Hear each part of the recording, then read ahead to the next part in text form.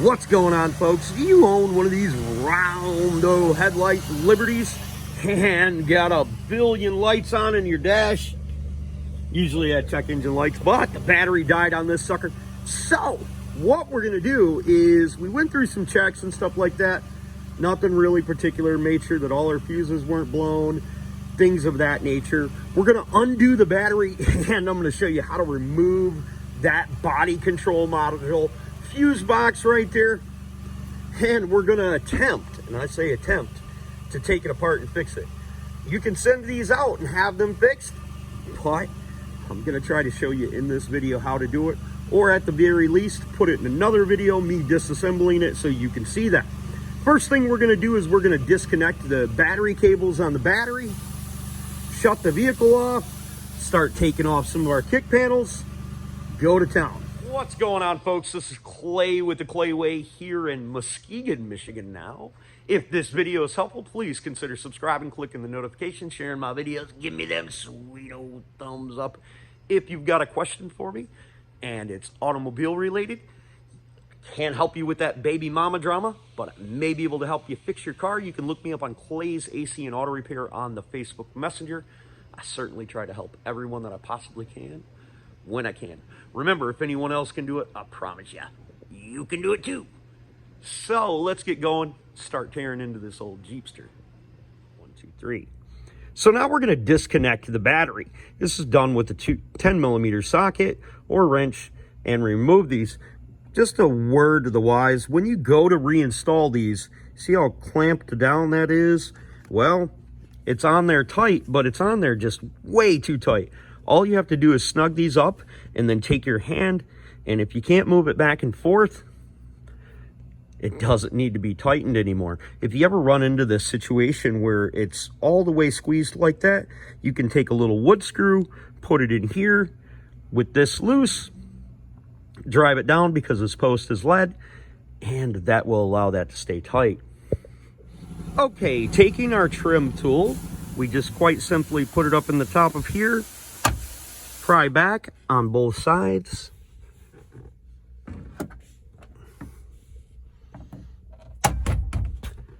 That will allow that to swing down. With that slid down, we should be able to slide this over and then it will release. If you notice, these tabs are rounded, but this is flat. Okay, in a separate video, I have a video removing the seat. We're gonna need to remove the seat to make it easier to remove the fuse box. So for video purposing and just to save myself from having to work around that seat, I removed the seat. It's probably not necessary, but it helps with making video and getting halfway decent shots anyways. So now we're gonna go to the fun thing of actually removing this fuse box. Now looking at this from the rear, we can see that on this particular fuse box that we have 3 10 millimeter bolts. We need to remove them. Then down there in the back, we have a couple of plugs that we need to remove for the BCM controller itself. When you go to refasten these bolts right here, do not over tighten them. They are designed to go in the back of the block, and we don't want to do that. Just finger tight should be enough. And once you get these all unscrewed, we should be able to wiggle them off. Sometimes even when you screw them, you need to pull back on the bolt as you unscrew it.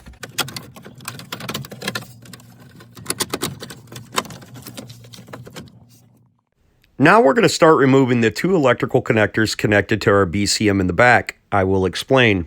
To remove these wiring harnesses, this tab is going to be facing forward towards the engine compartment, and in the center, you're going to push down on it and gently wiggle it back. Doing the same with this one back here as well. We'll push down on the tab.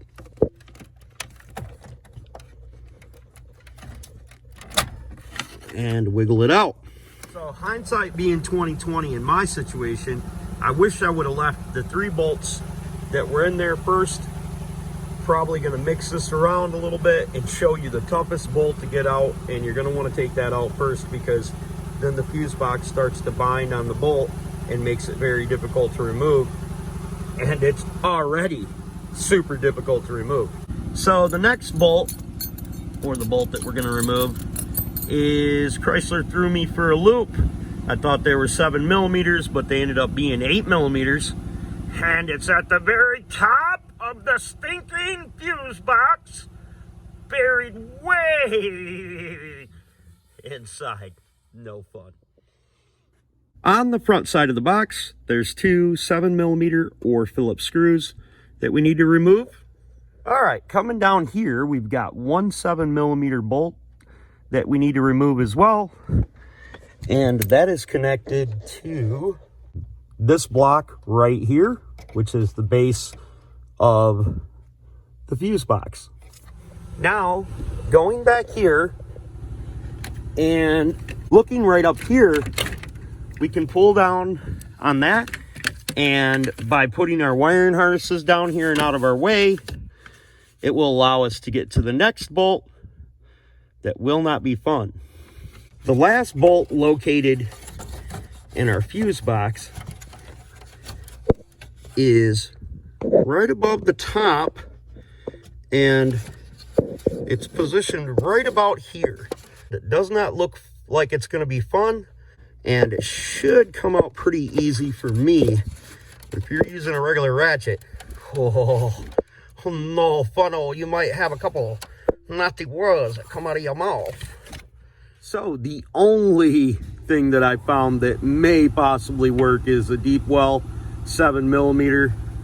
And even if you're tempted, because you're going to realize after a couple moments that up underneath here and at the top, up against the wall near the firewall, there's going to be foam. You may be tempted to remove that foam.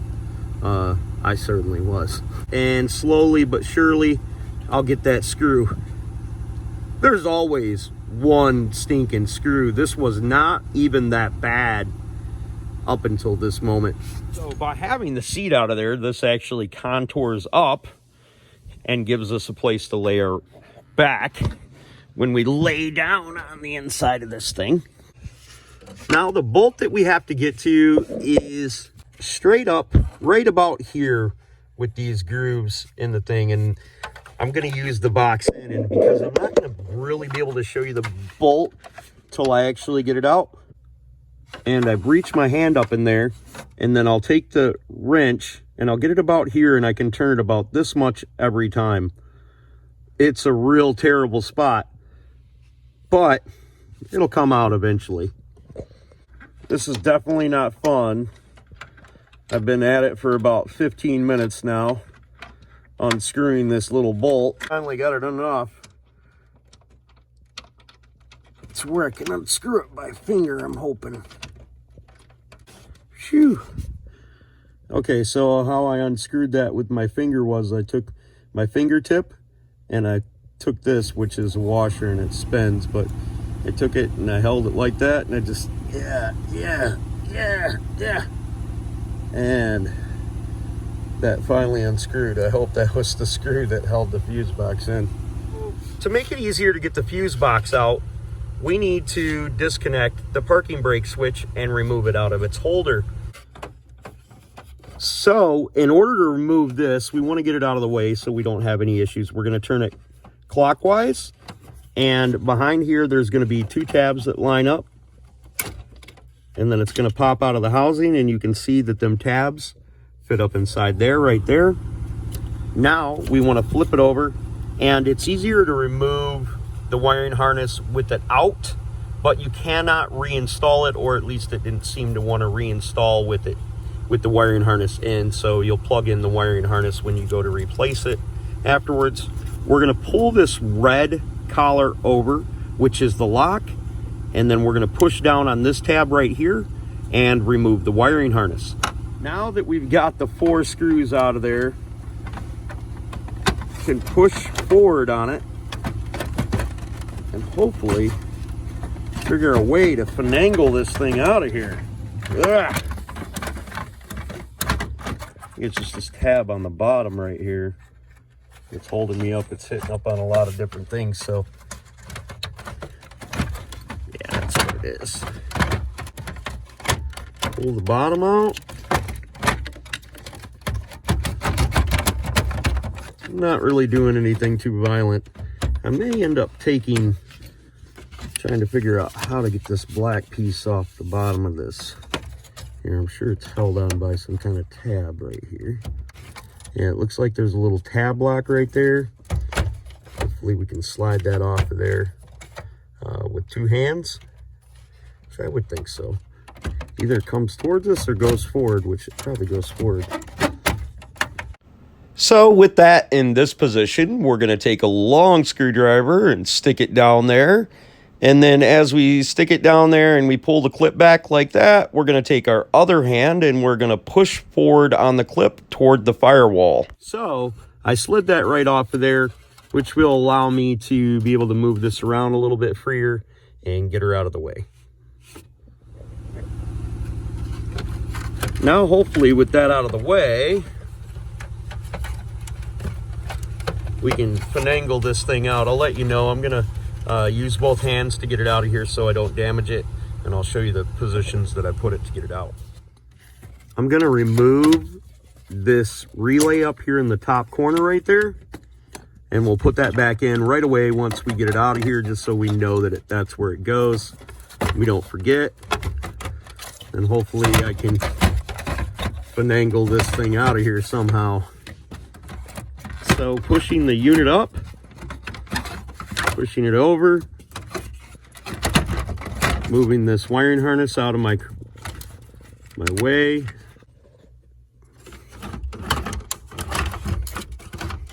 At least that's the hopes. So by spinning this around, gives us access to take off this other clip. Just like the other one, we're going to take a long screwdriver and slide that off at the end. Then that way we can get around this stupid thing without removing all of these relays.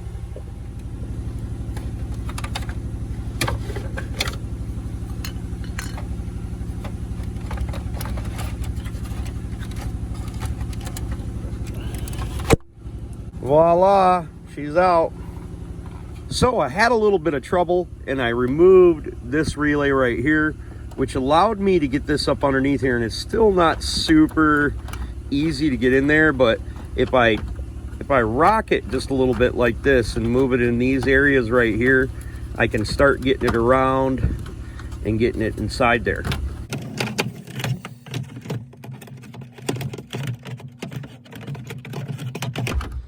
Of course, I put this in here once and could get it in there really easy when I wasn't holding the camera, but now for some reason, holding the camera, I can't get it in there.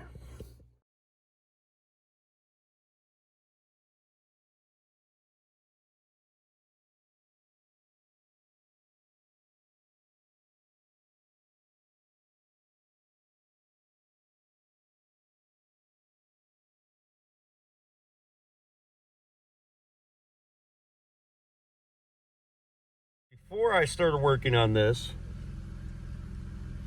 I could not communicate with the body control module. So that's excellent. I can actually tap on that and it comes up and communicates. I don't get that it's not there. So hopefully that video was helpful for you folks and you were able to get whatever fuse box, BCM problem rectified.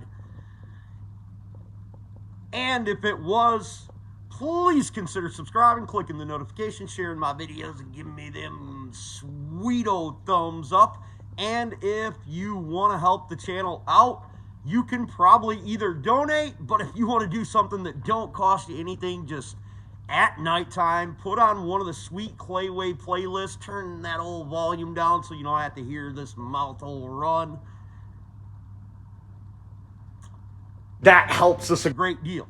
Remember, if anyone else can do it, you can do it too. That I promise you. God bless and have the best of days.